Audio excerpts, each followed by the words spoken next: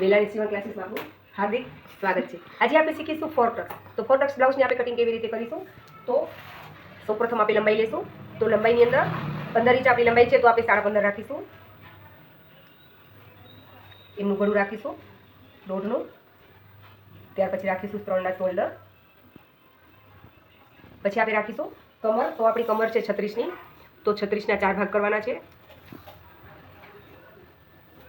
આપણે મેજર ટેપથી 4 ભાગ કરીને મૂકીશું। પછી આપણે મૂકીશું 1 ઇંચ ટક્સ માટે, 1.5 ઇંચ અંતર સિલાઈ માટે। પછી આપણે મૂકીશું આપણું બ્લાઉઝ। આ બ્લાઉઝ છે આપણે યોગપટ્ટીવાળું કરવાનું છે, તો આપણે યોગપટ્ટીનું નિશાન મારીશું। જે સિલાઈ મારી છે એનાથી નીચે રાખીશું। આર્મહોલ છે તેની સિલાઈથી આપણે 5 ઇંચ ઉપર રાખીશું।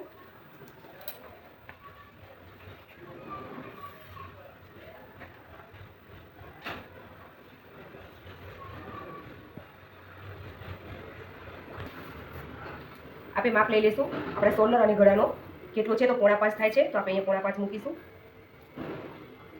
બે નિશાન જોડી દઈશું।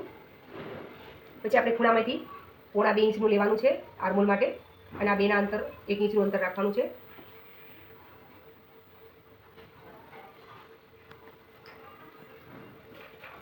આપણા 3 માપ સાથે લઈ લઈશું। 2.5નું થાય છે, તો આપણે ઉપર પણ આપણા 2.5 મૂકીશું। પછી મૂકીશું આપણે પીઠનું ગળું। તો આપણું 6.5નું પીઠનું ગળું છે, તો એનામાં 1/2 ઇંચ ઉમેરીશું। તો આપણે 7નું ગળું મૂકીશું। ગળાની પહોળાઈ 2.5 ઇંચની રાખીશું। તેને જોડી દઈશું।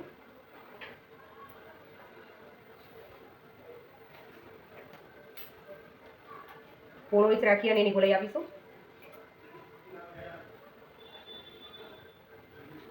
આ થઈ ગઈ આપણી પીઠનો રો।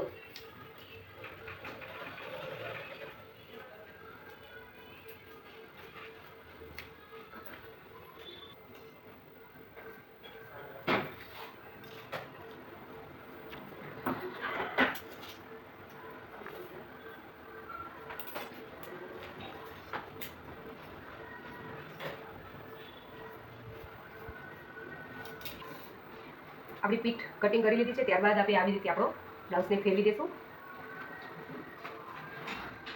ધ્યાન રાખીશું આપણી યોગપટ્ટીનું નિશાન છે તેથી પોણો ઇંચ નીચે રાખવાનું છે। આટલું કપડું વાળી દેવાનું છે, આવી રીતે રાખવાનું છે। ત્યારબાદ કમરના ભાગમાં આપણે 1 ઇંચનો વધારો રાખીશું। આર્મહોલના ભાગમાં 1/2 ઇંચનો વધારો રાખીશું। પછી આપણું ગળું જેટલાનું હોય એ પ્રમાણે મૂકવાનું છે। આપણું ગળું 6નું છે, તો 6નું મૂકીશું।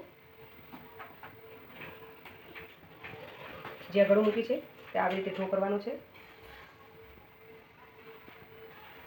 વ્યવસ્થિત આપણે ડ્રો કરી લઈશું।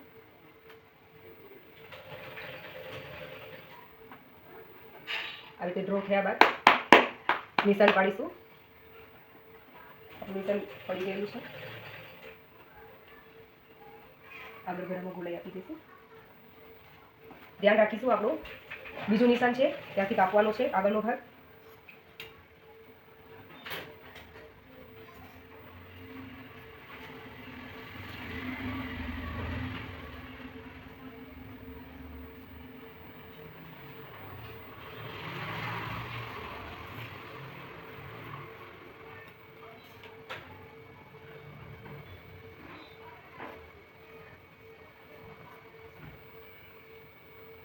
આ છે આપણો આગળનો ભાગ। આપણા 2 ભાગ તૈયાર થઈ ગયા છે। આજે આપણે શીખીશું સાદા બ્લાઉઝની સ્લીવ કેવી રીતે કટિંગ કરવી। તો આજે આપણું સાદું બ્લાઉઝ છે, તો આપણે સૌ પ્રથમ 1.25 ઇંચનું પટ્ટી મૂકીશું।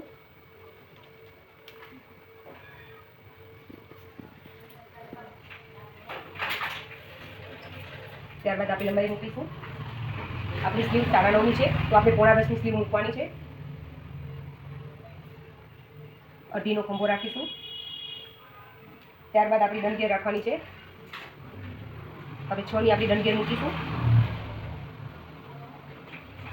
આપણા આર્મહોલ છે, તો આર્મહોલને આપણે આપણા બ્લાઉઝમાંથી માપી લઈશું।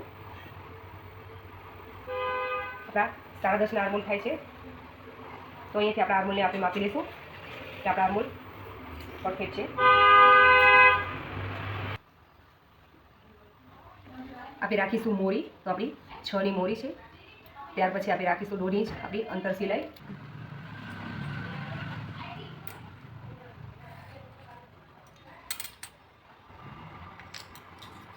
આપણે સ્લીવને કટિંગ કરીશું.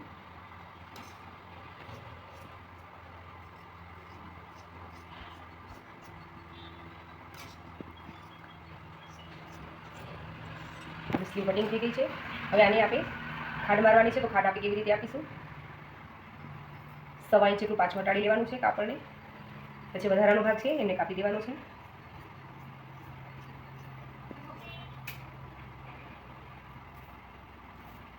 આ થઈ ગઈ આપણી સ્લીવ તૈયાર. ત્યાર પછી આપણે કાઢીશું યોગપટ્ટી. હવે આપણે યોગપટ્ટી કાઢીશું. તો યોગપટ્ટીની અંદર ધ્યાન રહે આપણે પીઠમાં ડ્રો કર્યો છે એમને માપી લેવાનું છે. 12 છે તો આપણે 11ની યોગપટ્ટી રાખીશું. 1 ઇંચ ઓછું લેવાનું છે. ત્યારબાદ નાનો ભાગ આપણે યોગપટ્ટીનો બ્લાઉઝના ડ્રોમાંથી લઈશું. તો 3.25નો છે તો આપણે અહીંયા 1/2 ઇંચ વધારવાનો છે, તો આપણે 3.25નો રાખીશું. નંબર 1 આપણે માપ લેવાનું છે, તો નંબર 1માં આપણે બ્લાઉઝમાંથી પહેલું માપ લઈશું. તો 3.25નો છે તો આપણે 4.25 મૂકીશું.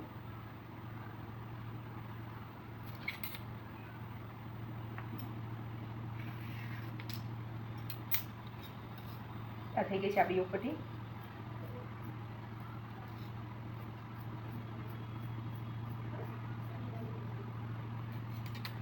યાદ રાખીશું આ પીઠ છે, આગળનો ભાગ છે, યોગપટ્ટી છે અને સ્લીવ છે. આપણે 4 ભાગ તૈયાર થઈને આપણું 4 ટક્સ બ્લાઉઝ કમ્પ્લીટ થઈ ગયું છે.